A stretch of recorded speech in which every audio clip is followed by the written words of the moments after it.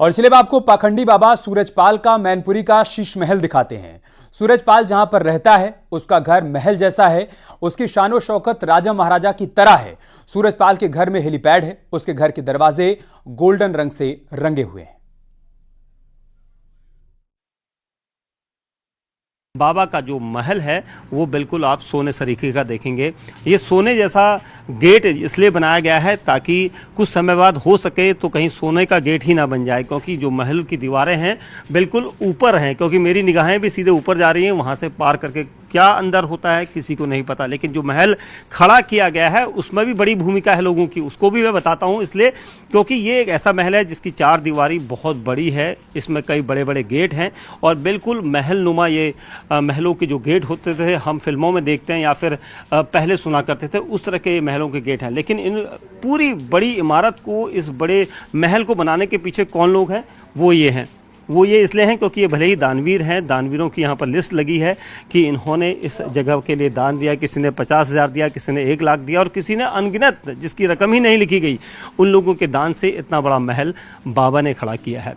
और ये सिर्फ महल ही नहीं बल्कि इसे ट्रस्ट बना दिया गया। ट्रस्ट इसलिए क्योंकि जब आप एक मोटी अमाउंट रखते हैं तो आश्रम के पास उस अमाउंट को रखने के राइट्स नहीं होते हैं। अगर आप ट्रस्ट बनाते हो, ट्रस्ट के पीछे अगर पैसा डालते हैं तो उसको पूछने वाला, देखने वाला, जांचने वाला कोई नहीं होता। इसके अलावा इसके ठीक सामने एक लैंड है जो यहाँ पर ज़मीन लोगों के द्वारा दान दी गई है ये कहा जाता है, और उसके पास ही हेलीपैड है।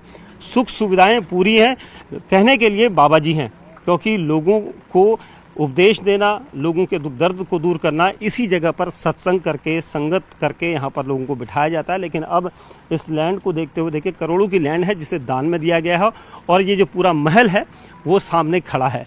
तो क्या कहेंगे कि अब जो लोग हाथरस में इस हादसे का शिकार हुए, पीड़ित हैं, उनके इस पूरी मौत का जिम्मेदार आखिर कौन है? हाथरस में 121 लोगों की मौत के जिम्मेदार नारायण साकार हरि उर्फ सूरजपाल का एक आश्रम सेंट्रल नोएडा में भी मौजूद है। सेक्टर 87 के नया गांव में आश्रम है। यानी सूरजपाल ने भक्तों की आस्था के जरिए अकूत संपत्ति इकट्ठा की है। ये जो आप तस्वीरें देख पा रहे हैं ये नोएडा की तस्वीरें हैं। नोएडा के सेक्टर 87 में इस बाबा का एक आश्रम बनाया गया है और ये तस्वीरें बता रही हैं कि बाबा ने किस तरीके से अकूत संपत्ति अर्जित की थी। न सिर्फ मैनपुरी में, एटा में, बल्कि देश के अलग अलग हिस्सों में इसी प्रकार से बाबा ने तमाम आश्रमों का निर्माण करवा रखा है।